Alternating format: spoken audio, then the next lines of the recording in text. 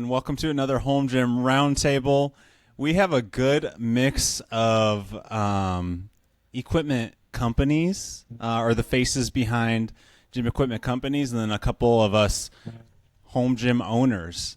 So we have, I'll go in order of who I see. So we have Jason from the Man Who Parks in Gym account. We have Ashton from Freedom Fitness Equipment. Nate from Executive Fit. We have Dean with Black Widow. We have Hogan. Was it Hogan's Gym is the handle?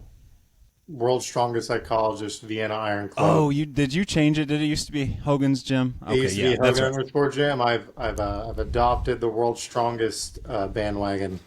I remember that now. World's Strongest Psychologist is here, and then Darko behind Darko Lifts.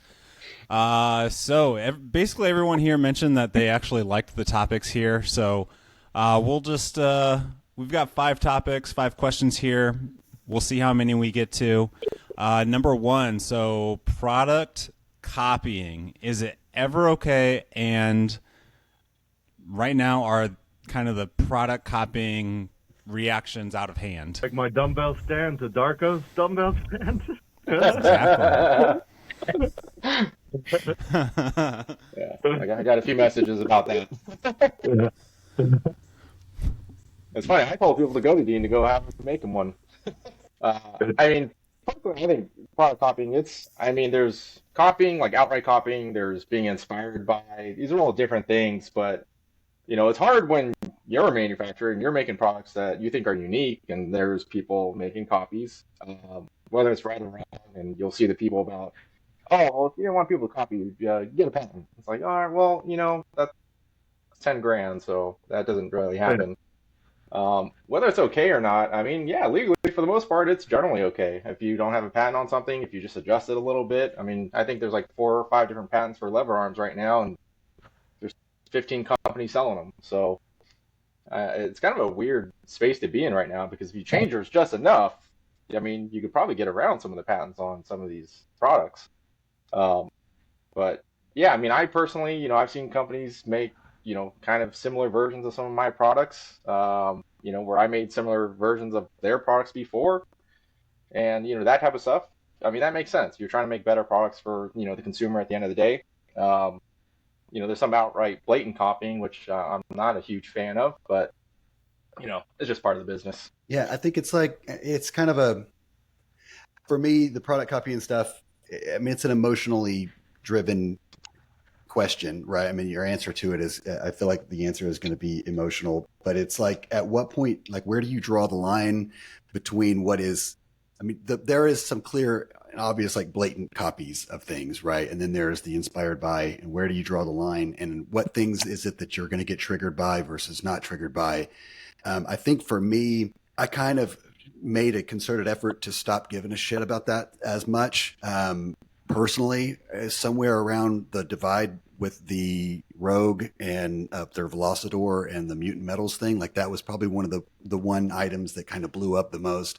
And then you start looking at some of the other things, like Dean has a few products that look very similar to products that look like something else, that whatever. And it's like, when do I stop getting mad about this? When do I stop reacting? Why am I mad whenever it seems like, not me personally, but the community, oftentimes we get really mad whenever big company takes an idea that looks similar to small company, but not the adverse. And so I just, after trying to wrap my mind around it and figure out where I stand and all that stuff, I just kind of took a step back and said, you know what? Even like a barbell, for example, why aren't we mad that every company makes a barbell of some sort? And sometimes they look exactly like another one, but you know what I mean?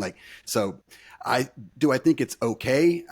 Is there any other industry? I've asked this in a previous podcast with you, Jake. Is there any other group of nerds that sits around I'm really into t-shirts and I get mad that there's a freaking Guns N' Roses t-shirt at Target that looks just like the one that I bought on tour, but it doesn't have the same dates on the back or something? You know what I mean? It's a kind of a copy, but it's are there any other groups like this where we have these conversations over and over again about those? So I think, I don't know if it's, like Darko said, legally, sure, as long as you're within your legal rights of copy and stuff, and even then you get around it by doing it overseas or something like that. I think as long as people make that decision for themselves, it's going to be an emotional one either way. Yeah, I think copying is inevitable, no matter what industry. And I think intent has a lot to do with it. Like I like what you said, Darko, that there's a difference between flat out copying and being inspired by, and taking the idea of, let's just say, a storage rack and putting your twist on it, or changing it in a way where you think it would be better if it's done this way or that way. What comes to mind is plyo boxes. Like, how many different ways could you make a plyo box? But how many companies are making plyo boxes? And it's, I don't know, are you going to get mad because 16 different companies are making the same plyo box? And I think the emotion comes into it when it's a popular product, like the whole Jammer Arm thing. Jammer Arms like seemed to be coming back and were popular again, and it was cool. And but is there that kind of reaction around plyo boxes? Well, not really.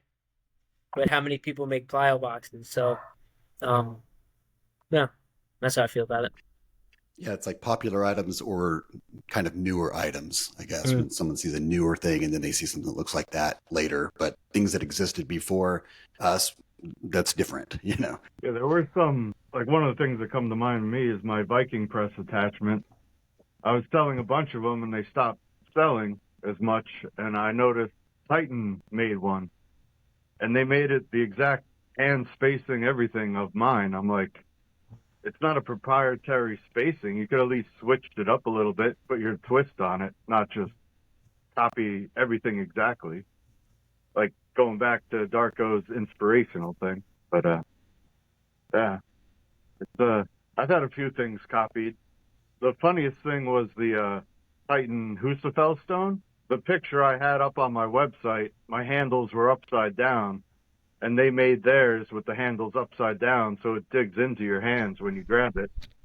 But if you ever bought it from me, it was the other way around. But I don't know, if you ever grab that thing, you'll notice it's not comfortable. You should start doing that, Dean, is just like put deceptive product photos in case somebody tries to copy you, and then you'll know exactly what happened. Then just manufacture it the other way around.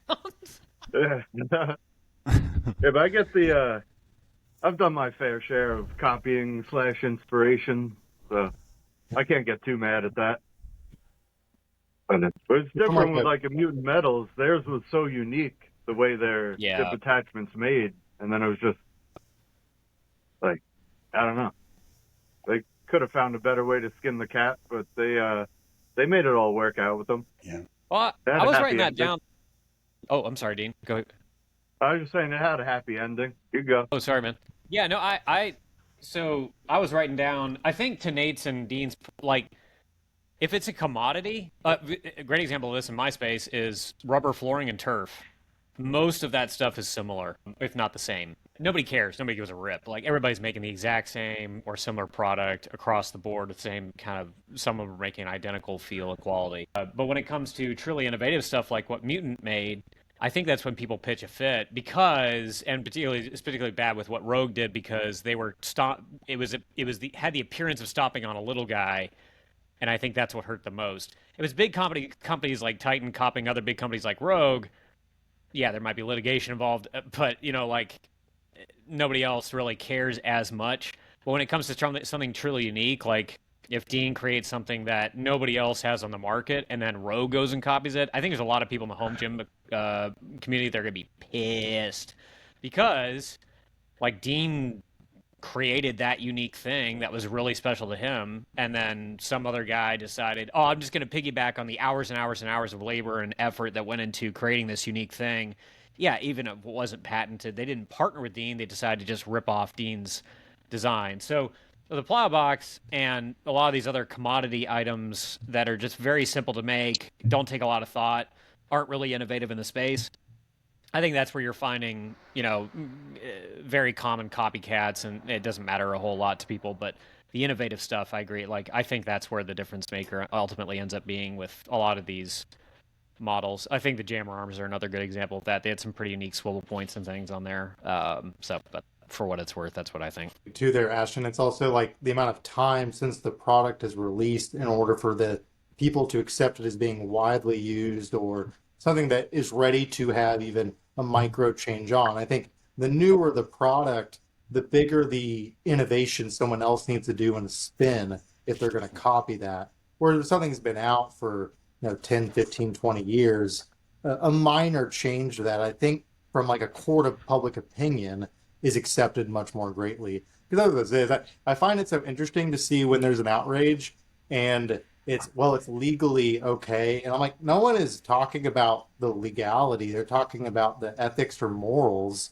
But then people will camp in one end being defenders and they're like, it's legally fine. I'm like, you're missing the point. It's just, Yeah. home gym communities are so much about community. And if you're going to step on toes, you lost the point. I had a Hogan to your point, this is part of some leadership training stuff I've been going through with our guys. At the point at which you get to the legal end of things, you've already lost. It's the character and the ethics of it further up the chain, like doing to others as you would have. I feel like that's what's getting lost in a lot of those arguments. I don't know what that looks like from, most people here are either manufacturers or designers in some way. I'm solely a consumer. And so from my perspective, when it comes into that field, it's how egregious is it? And then how well was it done? Definitely if it's a larger company, there's more emotional value than taking something from someone smaller. But then do they partner? Do they acknowledge? Do they state that there's inspiration? Do they tag it? I think providing credit or information when you do that really makes that medicine go down smoother. And from a consumer standpoint, that's where I take less issue with. It's like, yeah, we're owning up to this. And that way the people get vision on the original and they can then choose, well, which one do I want here?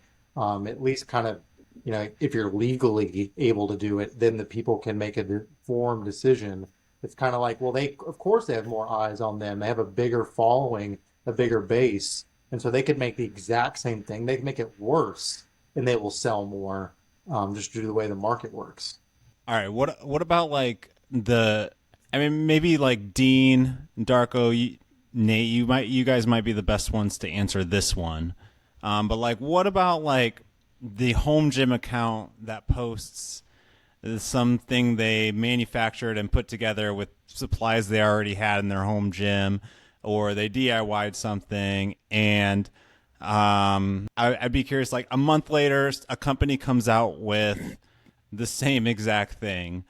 Is that person who posted it on Instagram or Discord, are they owed anything? And then I'd also be curious, what does it take to get some sort of what does that person need to do to actually get some sort of incentive to work with you, if that makes sense? I just had this happen, very recently with Rep Fitness. Where I just DIY'd my little dumbbell cart, and it's actually using mostly Rep cross members anyways. And I posted mine, and then they kind of showed a mock-up of one that looked very similar. And honestly, I wasn't really going to care. It wasn't really a big deal to me just because it's not a product I'm ever going to make. It's just something I wanted for my personal home gym. And I've always shared a lot of stuff like that on my Instagram of just, DIY stuff that I do. But, they were cool enough. They're like, hey, yeah, definitely a little bit of inspiration from you. So, when it comes out, we're going to send you a full set of rep-ins and a cart. And, for me, I'm like, that's awesome. They went ahead, out of their way. Pretty cool. Yeah, and I'm stoked. It's not a product I was ever going to make. And that's, when people first came to me, like, oh, can you, make one? I'm like, no, I can't make this. Go call Dean. I'm not making that. And, but, Rep, I think, more so now, you're going to start seeing this when you do have people DIY stuff and companies do copy it. At least some of these respectable companies, and I think Rep is one of them, where they're going to reach out and they don't have to do anything, and eventually all the drama and all the uproar will disappear and people will get their weapons and their carts and they'll be happy and everyone will forget about it. But they went out of their way to just kind of make it right with me. Didn't have to. I wasn't asking for anything. It wasn't a big deal, but I think you're going to start seeing more companies do that just because you don't want one of these situations where it's a PRX, jam our arm situation. And if someone, especially someone like Kaizen, um, where if he's making something out of, he's doing that kind of cool camber thing out of wood for his leg curl. If a company does copy that, everyone's going to jump on them right away because everyone's going to know exactly where that came from. So I think more companies now are going to probably start trying to partner with some of these creators just because nobody wants the backlash, even if it's only temporary. It just, some people, a lot of us that are very into the home gym community, like we're not going to forget, and I think that eventually costs a lot of companies money, in the long run, just because, normally I would always talk about a bunch of companies, and push people to go buy their products. But I've had a couple copy me kind of egregiously where I was like, no, I'm not going to refer anyone to you anymore. So I think some of the bigger, more respectable companies are going to be working with more, DIY creators. I mean, do you, but like, for example, if somebody did copy that Kaizen leg curl weight thing, like, should people get mad? Do you think people should get mad, or is it just overblown? I mean, I don't know if people should get mad. I think people will. I mean, it's just because this community, so many of us, do DIY stuff to share ideas with others, to make everyone's home gym experience better. Like I would never go tell people like, oh, go bombard this company or, this or that. And I don't think Kyle would either. But I think, we're a community. We all want to kind of take care of each other and make sure we all get what we deserve. Whether it's some credit or, commission on things. I think a lot of us just will, a lot of people, I mean, people do it for me all the time. I don't ask anyone to do that. It's just not my jam, but I think, we have this tight knit community and we all want to make sure we all get taken care of. I think it's interesting. I feel like or maybe my perception of the landscape has changed in the home gym community and what social media and stuff has done for it. I think back about the last 5 years or so of being in on the internet with the home gym stuff. And I can remember early in my home gym online persona or whatever, my motivation for sharing DIY stuff like that, a lot of I had never had any intention of like trying to secure some sort of a patent deal or some kind of a royalty deal with another company or anything like that. My motivation was to inspire a company to make something better than what I can DIY so that I can buy it. You know what I mean? Like I want, if there's like a rack attachment or a this or a that or whatever, my intention was to get the attention of someone like Rogue or Rep or something like that, and hopes that they would steal my idea but do it better because with the resources that they have, right? And I have had to remind myself of that a lot over the years because it has morphed or evolved into this idea of who had it first, or who, whose idea was it, who's stealing who, and that kind of a thing. And so there are a lot of times where I've had to remind myself of that. And it's an interesting topic that you brought up, and I'll share this with Darko because I've never met the guy before.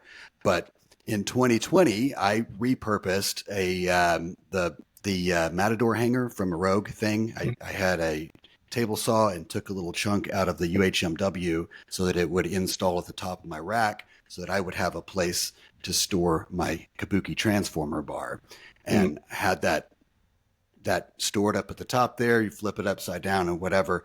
And I don't know, a year or so later, I saw the barbell anchor, and Jake can attest, I was like, fuck, man, that was a really smart thing to make that into a product that you can sell instead of a fucking hack from a Rogue. I was like, at the time, whenever I had shared it, it was like trying to fill my daddy void issues with Bill Henniger's attention, hoping that maybe he would, send me a free hanger for a Matador so I could correct the one that I had to, chop up to fit on my rack up there or something. But anyway, so it's kind of one of those things. Like, never would I have expected that anybody owes me anything because I had a hack for a thing that later became a product or whatever.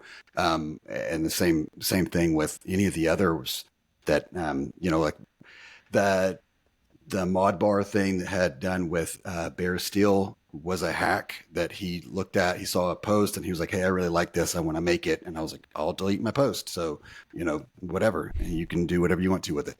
And that was just that was his idea his idea to bring me in on his venture with that. But again, it was kind of one of those, like, I never really put it out there with the anticipation of, even like the GHD thing, which never really took off either. That was me trying, my first, like, posting that on there of the DIY thing out of parts from the closet was trying to get Bill Henniger to make a better Echo GHD than that big ass plyo box thing. And that's why it was all Rogue branded with all that stuff and whatever. And it was Titan that ended up having the most interest in it. And so,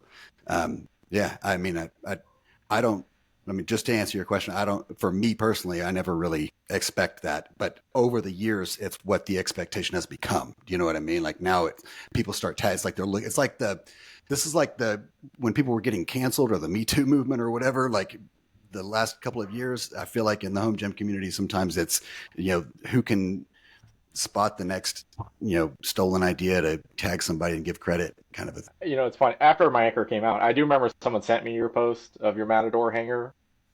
And I was like, yeah, that's smart, man. But to me, the anchor, like when I first made it, I'm like, I'm going to sell like 50 of these things. And like, that'll be the end of this. And obviously now it's blown up to something, a lot different. But yeah, I had the same, idea as you, basically, where I was like, dude, my Mars bar is the worst. Right. Store.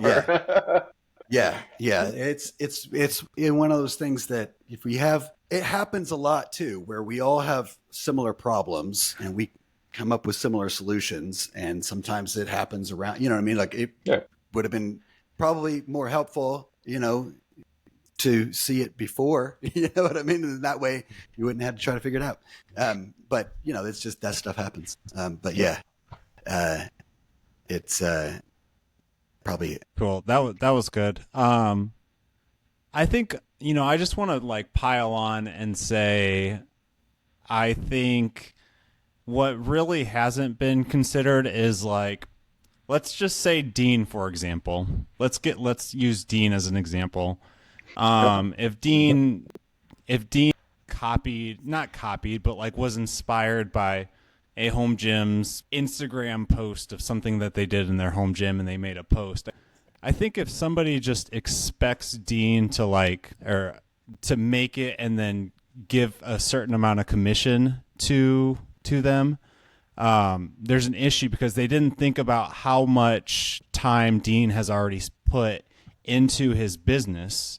Many years, quite a bit of like work and years of financing and many dollars already. And then also, if he's making this product, he's taking all of the risk. So I do think like that needs to be taken into consideration. I don't think I think if somebody has an insanely good idea, they shouldn't just post it on Instagram and expect it to, go viral and somebody pick it up and they get commissions for it. I think that's the risk you take with posting it on Instagram. If you have this brilliant idea, I think you should probably go to these companies that you think you might partner with and work with them and play like a project manager type role, add something to it, as opposed to just like expecting your Instagram post to earn you money. So I just wanted to add that. I've never really done anything like monetary with someone. Like, say, Jared with the VHS bar, he was the first one to bring that to life with me. So, like, when he wants something, he usually doesn't pay for it, like, moving forward. So, like, that kind of works out, like that kind of deal, like a handshake type thing. And then, other people promoting me, like I help them, but it's never been like, all right, bring my idea to life, give me money. Like, I guess it would be a case by case at that point, but I don't know. It's an interesting subject. I think the expectation can be different based on the size of the company. Like, take, for example, a one-man show, small business, it's one guy. Dean, I don't know if you have anybody under you. the expectation of what you might get from a small business like that might be more appropriate to be like what you were just saying, Dean, versus if you took your idea, something you DIY'd in your gym and then took to Rogue. The relationship going forward then might should look different compared to, the size of the company that you're bringing the idea to. And, it might be more appropriate, like you said, Dean, where it's a handshake thing where you just take care of him in the future, where you do stuff at cost, because he helped you to develop this particular bar. Um, and then kind of I think like the way you said it, Jake, where it's like, what's your intent with the Instagram post? Like, don't just make one post and expect it to get picked up and now you get all the credit, or you get, commission or whatever from the post that you made, you know.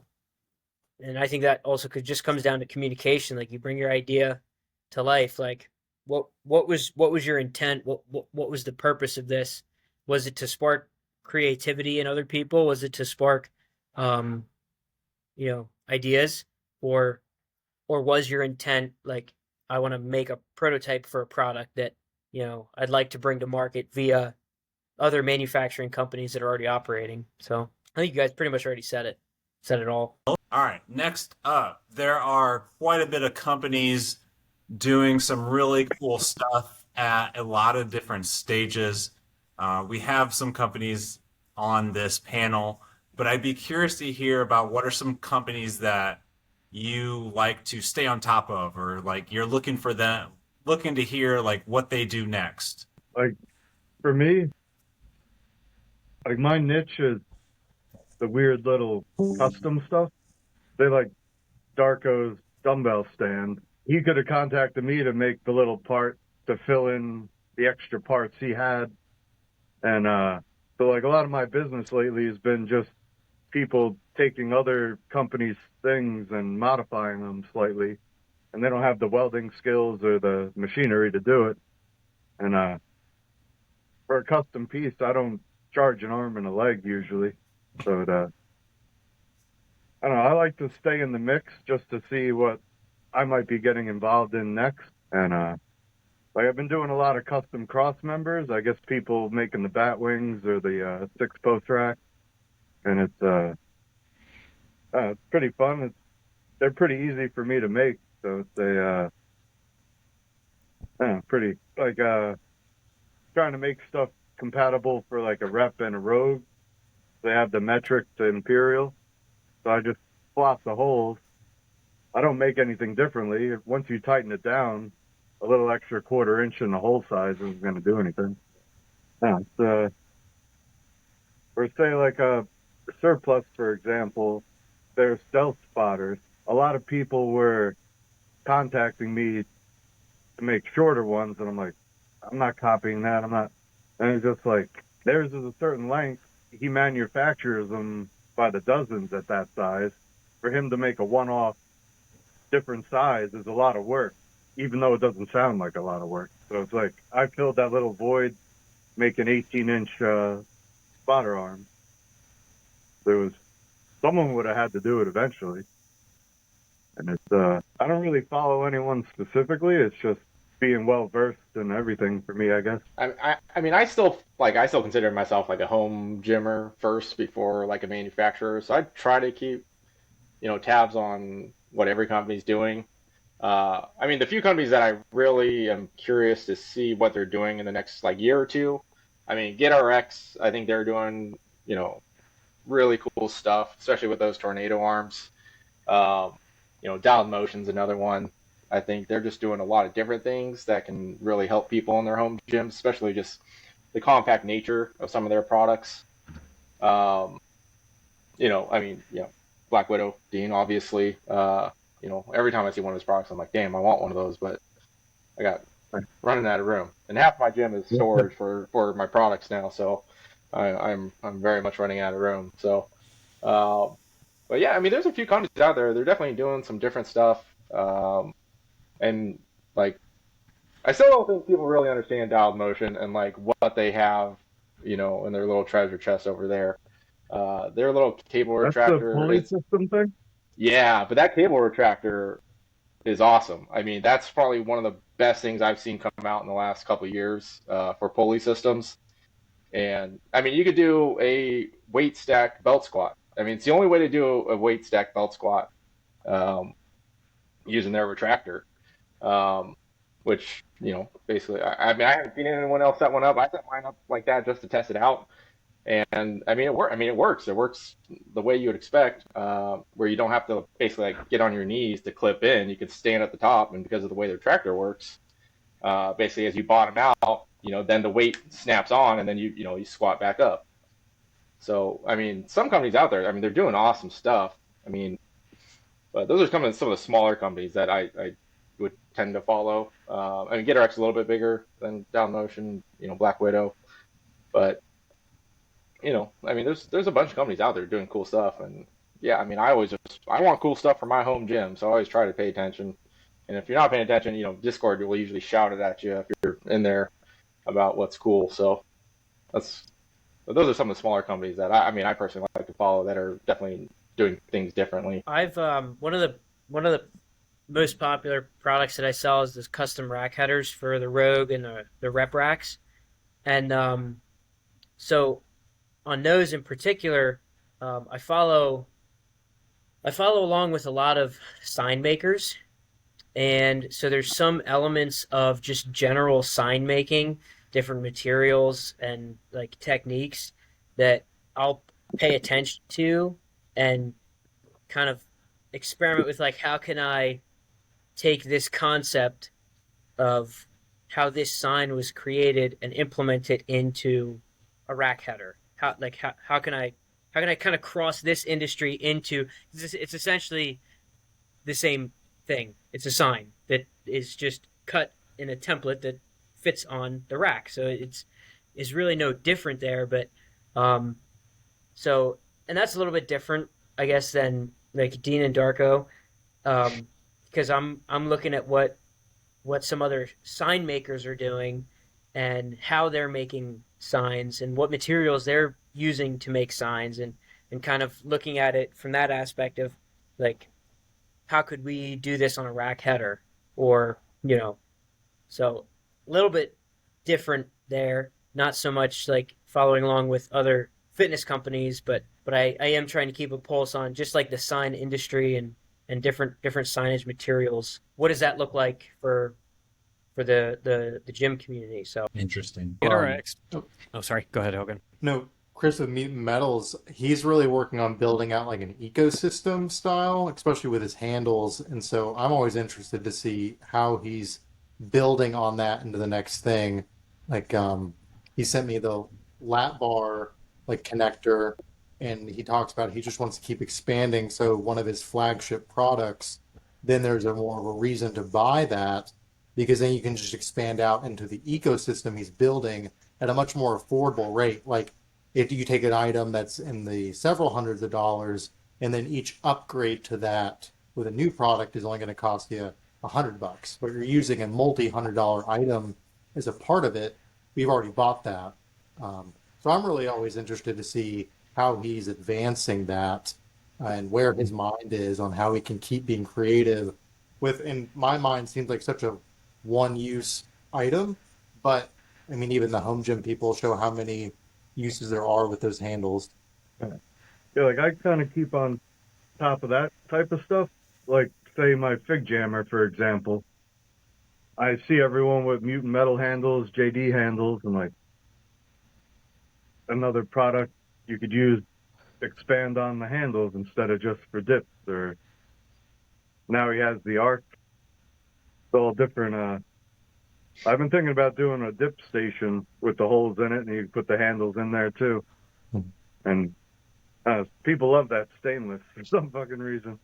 I won't touch it, but more power to those guys. Indeed, prepping for the last comp, it was a great, and also I will say those knurled and the handles tear the hell out of your hand. So for a Viking attachment, it got a little rough. But it was such a great combination, and I think that's super cool. That's when the two products can merge. it's like a DIY, but you're using a very high quality product companies and not just what the 2x4s that I'll get together. To accomplish the mission, any cost. Eh? I agree with Darko about GetRx. I've just been really impressed with the stuff that they've been coming out with, including their combo treads. All of their rowers are super underrated. Their cardio equipment is unbelievable. And GetRx, if you're listening, your margins are terrible as a distributor, so improve that. But other than that, they're great. The one company that you probably haven't ever heard of, and they're newer in the market, but I just saw them at IRSA. It's a company called Muscle Dynamics. They're based out of California. They're developing a line called their Power Strength line that it was really intriguing to me. It kind of was reminiscent of some of the older school bodybuilding type equipment, but with a lot more versatility. And they've got, speaking of knockoffs, like they've got some knockoffs of like traditional like Roger's Pendulum and some other pieces there that really take me back to like old school bodybuilding days and Arnold days, but also the new stuff that they're coming out with, which I've been really impressed with, is that Pro Strength line. Like they've got a unit that folds out for chest supported rows with like 11 different angles for your hands. You can do a zillion different things, one arm or two arm. Plus, then you can like push that back in. Do single leg or double leg like deadlifts, Bulgarian split squats, single leg squats, hacks, like all on this one platform. It's unbelievable. So, yeah, lesser well-known name. They've still got a line. They still got a limited line of equipment for homes. But I'm probably gonna bring some of that stuff to Home Gym Con because we distribute for them, and I've been really impressed with that line in particular. And I'm trying to stay on top of some of the other developments that they're doing because I don't think a lot of people have heard of that brand before. I haven't. We good here? All right. Let's go with. Do you guys see any emerging trends that you foresee happening within the home gym community, home gyms in general? I feel like the trend has been ever growing where our home gyms are becoming more little private commercial gyms. I think a lot of people are adding like specific specialty machines and things like that to their spaces. And maybe it's just mine. Maybe this is me like just trying to feel better about what has happened in my garage where I've just gone completely off the deep end. And I like apologize to people when they come in and look at it for how incredibly not home gymmy it feels in there anymore. But I do feel like that's a thing. Like I see that often where people are specialty machines. I feel like people are moving more toward. It's like we think we want versatility a lot, but it feels like once we start kind of figuring out what it is that we really do in our gym, we want like one machine that does one thing really, really well. And I feel like that is a trend that I've seen catching on over the years. Like the thing I've noticed is, there's a lot of us, and there's thousands on Discord and thousands on Instagram, and we all started, a lot of us started sending up our gyms, around the beginning of COVID, middle of COVID, and it's like any hobby, you start collecting stuff, tools you use, and eventually you kind of have most of the tools you need. You have 90% of the tools you need. I mean, just a rack, barbell, plates, dumbbells, some type of cardio machine is like 90% of what everyone needs. But then people start, sourcing the strangest cable attachments that'll hit something, 2 degrees different than the other one that they just bought a couple months ago. To me, the trend is buying really weird, random stuff to try and increase your gains by, 1%, 1.5% for, your triceps or, like the trend to me is it's strange because it's kind of, to me it's kind of silly. It's I think everyone's just they're bored. People want to buy something to make their gym feel fun, and we're all kind of going off the deep end on some of these things that we're buying, where you'll use it. You'll get it. It'll be shiny. You use it. You'll love it, and then it'll sit on the wall control for 9 months gathering dust. I wish there was a better trend. That's that dopamine rush we get with delivery day. You order something and then you watch it and you anticipate it coming in and then it's there. And I think with the home gym being our thing, it's just one of those. Like I feel like that's where about 12 of the barbells that I have, or I can account for that with just the dopamine rush, I guess. I No, talk But to that is that. people about the degree of when you tell someone you have a home gym, they think you have a Bowflex and an elliptical, right? Like I have to like give the preamble of like, no, it's more than you would ever imagine. And I'm like, it's like a small collegiate gym just shoved in the small space you can make.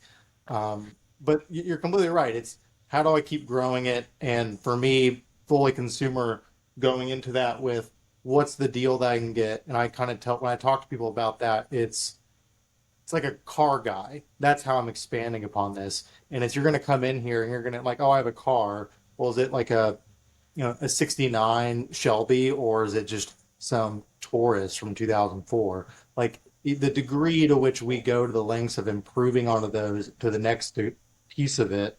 I mean, I'm curious to see how then the market or which the creators then identify something that what is that thing that you need next and where does that snowball from? And that's where I feel like is there's more kind of like I said with Chris, there's more ecosystems being built. You'll buy this one product, which will then lead you to buying 3 to 4 more, not just this one-off barbell. Yeah, we're filling the void from our daddy issues. Yeah, I like how that bulletproof keeps expanding on there. Like I guess like off the isolator and different. Like you don't need to buy a new thing to get the new thing. You just could work off their base unit, and it all looks pretty cool too. I think that starts from you have a rack and then you buy as many attachments as you can possibly fit on it, and then you can't fit any more on your rack. And so it's, oh, then I bought this new device that there's 5 other iteration or attachments that go with it. And I think you're right, Dean. Bulletproof's a good example of that. It's cool seeing their stuff out there. It's pretty creative. All right, we good there? I think so. All right.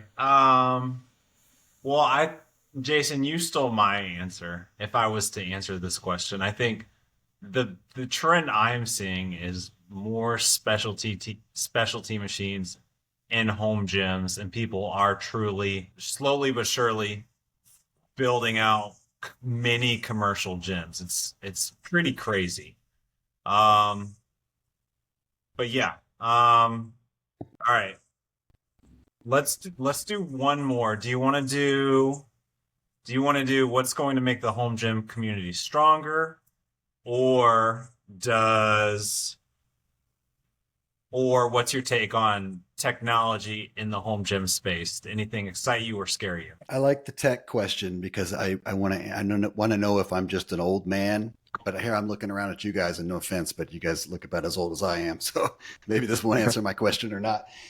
But I like the idea of technology in fitness. Some of the reservations that I have, like was the Voltra or whatever, that thing looks really cool to me.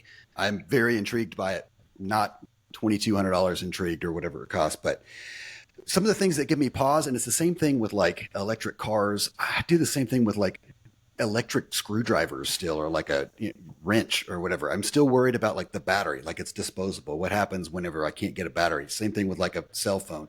And I think it makes me an old man because I imagine my children have grown up in this world where you just accept that a battery is going to die. You're going to throw that $1,000 phone in the trash one day and buy a new one. And that's just how life is.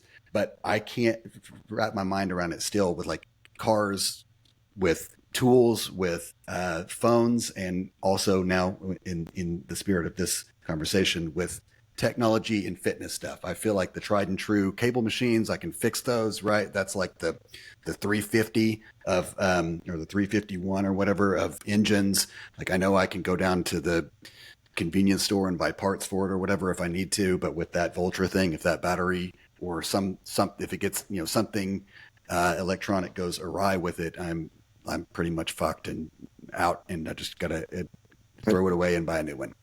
So that's my reservation with it. But I do like the idea of where it's going. Yeah, I actually I've been talking to Voltra a little bit lately, so they're actually going to be sending me, or Beyond Power, they're actually going to be sending me one of those Voltras to check out.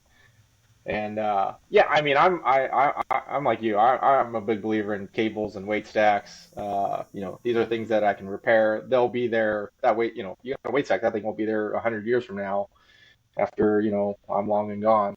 Where Voltra, it's techno. I mean, man, I've gone through 20 cell phones in the last 15 years, especially at the price. Like I personally, I'm not spending $2,200 on a, cable attachment that, likelihood is in 10 years, it's not going to work. Now, I mean, $2,200 over 10 years, that's not too bad. I've probably wasted a lot more on a lot of other dumb things. Um, but I'm excited to try it. I mean, I've heard great things about it. I mean, Basement Brandon seems to love his. Um, Joe Gray. I'm definitely curious to try it out. But yeah, the long-term viability of it concerns me at that price. If you tell me it's $700 and I break it in 3 years, well, I'm not really too bummed about that. But $2,200, especially in a gym where I constantly move stuff around in my gym, and I mean, so far I've been pretty lucky to only, you know, cut myself in the face a couple times. But you have uprights falling around and things piling over. I'd be terrified of having that vulture laying on the ground somewhere in my gym while I'm moving stuff around. But uh, I'm gonna give it a shot and see how it works. But yeah, the pricing definitely would concern me. Long time viability of it, but I think like anything, it's coming. It's not stopping. I mean, there's only going to be more and Oh more of yeah, these companies bringing out, these cable pulleys. yeah.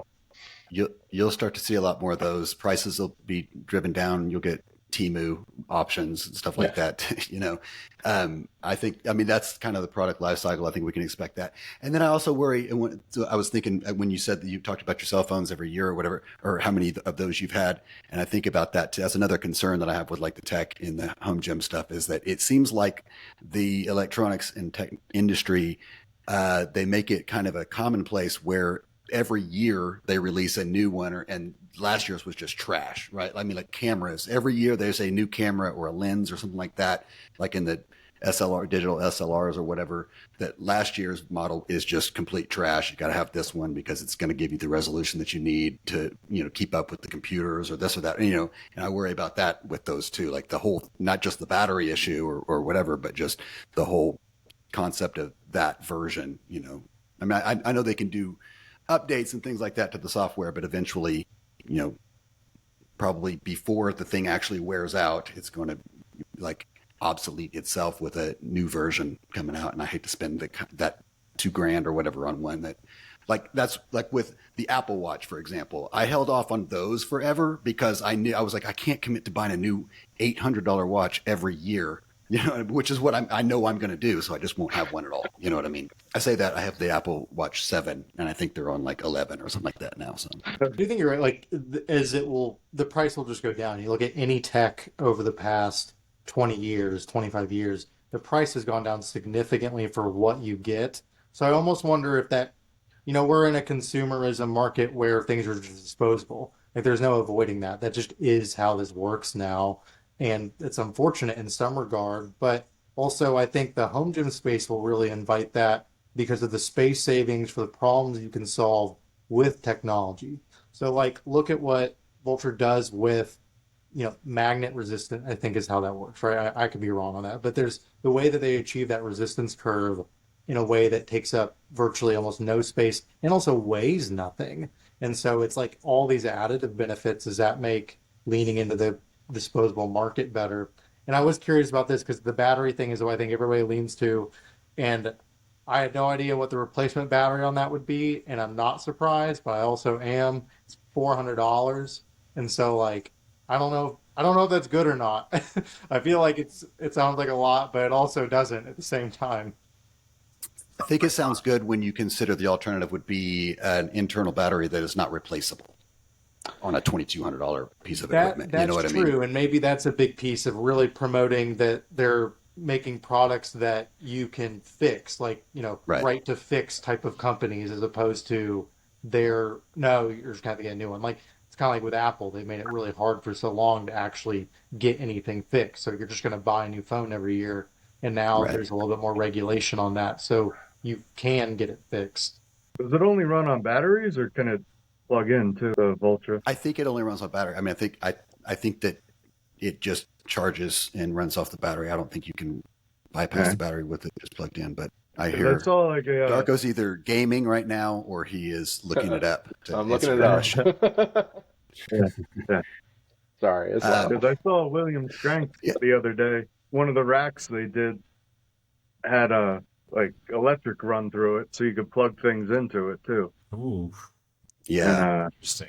so Really? just different things. It's interesting that is like the product. Like I think if you think about tech and gym, that's where our heads are going. And then there's like the tonals or the other ones, these smart home gyms where it's an all-in-one Yeah, thing on your wall.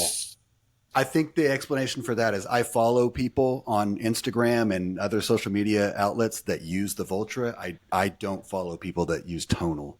Sorry, Coop. I'm just kidding. I just said that. I don't know if he uses it. I mean, he's right from the. I think because his whole view is on what's best for most people, and what we do is not best for most people. Oh I yeah, will- my I- personality is not best for most people. Like I not Like my garage is not what most people's garages should look like. That's a problem. It should just be a tonal on their wall. Like that does make sense. Do you guys think So- Beyond Voltra's doing well as a company? Marketing is really good. That's all we can talk about. I mean, it's hard to say. I mean, especially from seeing how many people on Discord have it, and Discord, a lot of those guys, they don't have any problem spending money on, cool gym equipment. I mean, there's a number of people on there that have them, but it's not hundreds of them. yeah. I was gonna say I don't know that many people that have them that don't that either didn't receive them. I know like 2, maybe 3 people that have paid for them like full price and also do not have like an affiliation of some sort. So a lot of the people that I see with them have some sort of an affiliation, I think. Yeah, it's hard to say. So I don't know. To answer your question, yeah, just to kind of to reiterate and kind of go along with like what Darko is seeing, that's kind of the same thing I feel like I've noticed is that it's not a ton of people that don't have some sort of interest, I think. Coworker who bought one, and he absolutely loves it. He didn't buy a cable stack because of the space, and then he eventually got that, and he said it's great. He's semi in the community, but not nearly as much. And is he a psychologist also, and just not as strong as you? Is that how you got that moniker? Is that so outlifted that guy? he's a psychiatrist, and that handle was taken. So he cannot be that. Someone else took Right. it. Or he'll have to win some kind of a competition. That's also why he can afford to buy it outright and not get it sent to him, as he's a psychiatrist. Right. It would be funny though if you were like Hogan's Gym and you invited him to lift and you outlifted him, and the next day, just without saying anything, just changed your name to the strongest. Yeah. Whatever. Off topic, but I keep saying it's like on the garage gym competition. Who's the strongest firefighter? Who's the strongest accountant or odd job? Starbucks barista. Who's the strongest one of those? Someone is.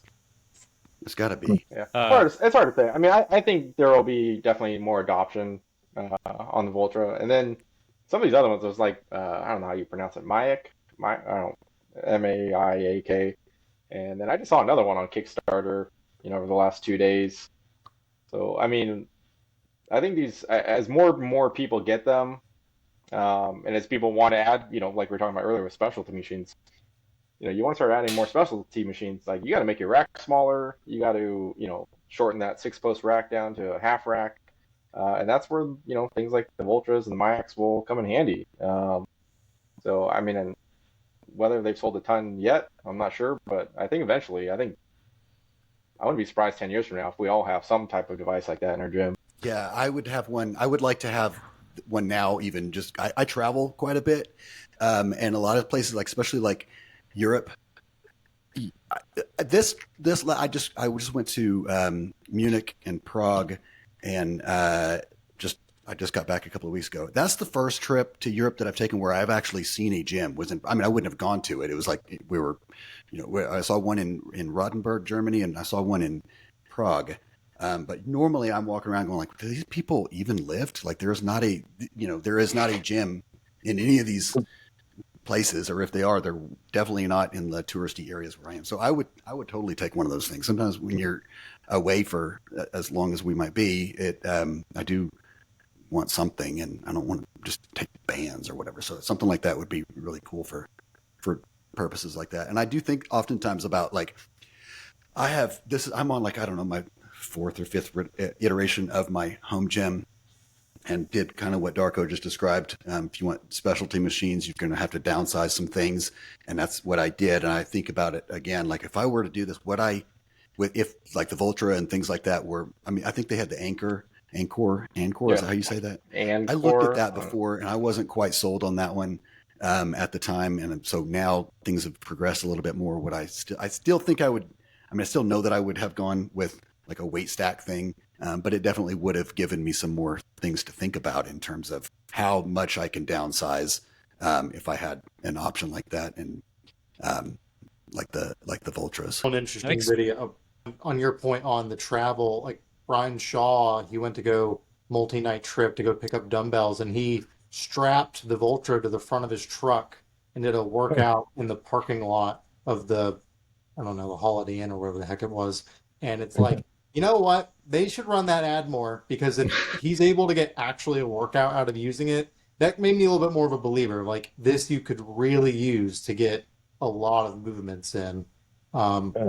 It still has a bit of like toy vibe when I look at it. So it haven't sunk in fully, but that did help. I think the one thing Thank about God he's tech not that would make it a little bit better would be you see this a lot in the commercial space, particularly with cardio, but I think it's harder with strength. Is like a great example. Like we were just doing this recently with some Cybex treadmills. They have the LED screens, they have the semi-interactive screens, and then they have the fully interactive touch screens. And they're all options you can get and retrofit to the model. Same thing with True, same thing with Life Fitness. Star Trek has the same thing. I feel like, as far as the tech game goes, that they need to do that same thing with a lot more of the strength stuff for there to be more adoption. Because like I would like to see, one of the things I thought was really cool is like I'm a big believer in RPE for strength training. So baking a chip into the bar where you can just hook up an app and see your effort level based on bar travel. But having that as an option on whatever model you're getting versus a non-option or something you can retrofit and add later, I think that would increase adoption across just for tech and that. The other problem that I think we're running into too on the tech side is I like to see it in equipment, but like there's companies like, and I freaking hate them, but Nordic Track bakes it into every single model, and they've created a really bad name for tech because their stuff goes bad in like 6 to 12 months. But they have super fancy 32-inch screens on all their treadmills, and that's the majority of where they've baked in that, specialty stuff. And then the rest of the treadmill's garbage. But, it's much more accessible, like Hogan was saying about, like, from a price standpoint. But you've sacrificed quality. Like, it's the Temu stuff all over again. Like, you've gotten it down to such a level that you're sacrificing hardware components underneath. So I feel like there's a couple of things going on. Like, I like the tech stuff. I like the innovation. I think there's going to be more of it. It needs to be heavier in the strength side. It's already there with a lot of the cardio. It needs to be better quality controlled with a lot of these manufacturers. But I think there's a lot of things that they can do that manufacturers still aren't doing as far as getting it into certain pieces. I love that Williams Strength baked in like power to their racks. I've never heard of that before. That's cool. Do you think some of that? Go ahead. There was a collegiate rack, or like at a school, so like each station had their own power to the rack. It was their latest post. Was it like an actual power outlet, or was it like LEDs, or just like a? No, it was actual power outlet. Okay, nice. And Saw the high schoolers can plug in their phones on my rack, but it's an extension cord. Nice. To plug in the speaker that I have on it because it plugs into an electric outlet. I would like that. I think that's very clever. It's my TV. My TV's on the other side, and I can't hear it as well inside the rack, so I put a Bluetooth TV speaker thing on top. Like you can't see it. It's like match blends in or whatever. But yeah, I had to run power to it to get that to work. So it's kind of funny that they just integrated that into a rack, but it's the same concept, right? I mean, I've seen it in some of the college gyms where they have, there's some. They were at Home Gym Con. I don't know if it was last year or the year before, where they had like the tablet that would like video you while you were lifting. Yeah. So, so for that, like I've seen a lot of collegiate gyms that have like those type of setups. So they all have to be running power. Yeah. Plus, where are those guys going to charge their phones while they're Right. texting That's between just- sets? If you didn't film it, it didn't happen. Right. That does check out. That does check out. That's definitely, yeah, from everything I've seen about what's going on in everything I see that's going on in commercial gyms today are the reels that I see on Joey Swole or whatever. So I'm just going to assume that they definitely need power in there so they can record their. I'm surprised Their this isn't stitch more common at like incoming. influencer gyms. Like just run power to literally every piece of equipment, have an automatic phone hook. Like Are there? gonna You get- said influencer gym. Are there like specific gym, like influencer Oh, yeah. specific Yeah. gyms? So- Really? Like Yeah. in our area, there's like 2 or 3. There is Core 24, which has literally a gold statue of Arnold in the front lobby with with glass, Yeah. all glass mirrors, and a marble floor. It's perfect for like Instagram. And then Right. QC Pump House, very similar, like black and blue vibe. Okay. The guy is very connected in the fitness space, and that is where everybody who's anybody in the like a fitness influencer, that's the gym they'll go to. 100% set up for that kind of thing on purpose. Now the side note on them is they do actually have some super legit pieces. Like you could go there and get an absolute amazing workout, and they've got some really cool stuff. But yeah, 100% set up for that crowd. But cameras are only allowed if they're shot from the behind and stuff like that. Oh, that's interesting though. I guess that makes sense as to why, fitness influencers always look like they're in an Instagrammable gym. I guess it makes sense that There's some somebody has gym in created LA that like you have to show your follower account nice. to get a membership. Really? Like That what? sounds like LA if I've ever heard of something. But- Oh, is that Like, what's that guy? The or guy something. Bradley Martin? Yeah, Or Is that his gym. zoo I culture. forget. Culture? I forget which one it was, but I remember I saw that. I was like, "What is happening in the world now?" It's protecting you. Don't go in there. Yeah. It's keeping you out because I don't want to be Yeah. in there. I might be able to But we talk about tech. yeah. Free ideas to Nate. Put a panel like a screen in a rack header, and then you got it built into your rack. There's your power. There's your screen. There you go. All your stuff. Touch screen. Yeah. On a more serious note, I actually think that would be helpful for like form checks. So if you've got, I think somebody mentioned it earlier, they've got that on the racks just to make sure like you're squatting to depth or whatever. Like I feel like that would actually be helpful if it had different angles. Is it a modern version of the diagram of the typical dude or woman on the machine to show me how to lift? Well, I mean, I think that's what Um, Perch can help do, and I also think like, have you seen those Kabata dumbbells? I think they can help with your form as well. Yeah. Is it like one of those things though? So like I play golf, and golf is and just a baseball, same. Probably any sport, right? But there are more devices and gimmicks and things, and there's a lot of tech in golf, and you can really, overthink every single thing you do, and tech can just add to that clusterfuck. And I wonder, and the same thing, like sometimes, man, you just got to pick up a barbell and lift that motherfucker and stop like worrying about whether your wrist is pronated too much or supinated. You know what I mean? Like, did I twist here? Should I, have my shoulder in this position? Sometimes you just have to lift the weight. Like, is there too much tech in that regard? Like where you're like, you said there are dumbbells that correct your form. The fuck out of here, man. Calm down. What is that Calm about? down, Mike Van Wick. All right, calm down. Sorry. I know. I get feedback about my my dirty mouth, and I apologize for that. Don't listen to this with your children, or Tell just me I don't need a beep it out. $40,000 TrackMan in my golf simulator. Yeah. There's that one that like it will responsively resist you. It's like one of giant machines. One of those things I don't even know where. Man, I've seen like a couple of them. There are those fitness expos where it's more equipment than it's more commercial driven. Yeah, Ashton, do you know what I'm talking about? Where Hold like on. It's it'll push active. against you, but I think they've even started coming out in smaller single uses because I think I saw a reel of you're doing dips and it will do the strength curve to make sure you're hitting it optimally or whatever. That's Which I I just think want something to like Vulture does slap me the on the same shoulder right before I do a heavy lift or something. You know, like I just need like a tech hand to. A Tesla robot. It might be Yeah, just cheaper to hire a guy on Craigslist. yeah, give me like a grab ass in there Oh. sometimes, so I feel like I'm in a locker room. Here we go. So there's a few different companies. The one I saw most recently was a company called ARXFit, ARXFit. They've got all that stuff. Actually, can I share my screen? Can you? Let me check.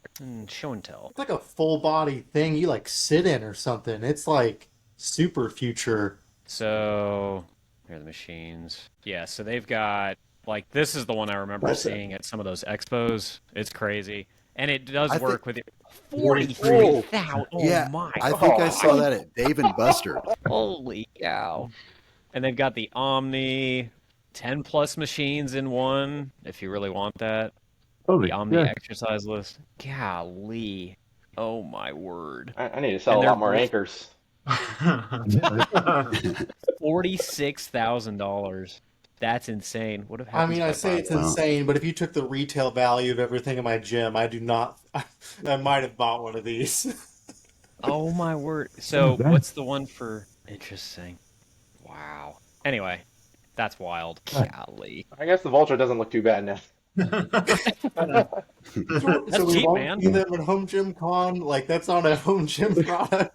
Let's get them. All right, guys. Well, you think that calls it? You think we're good?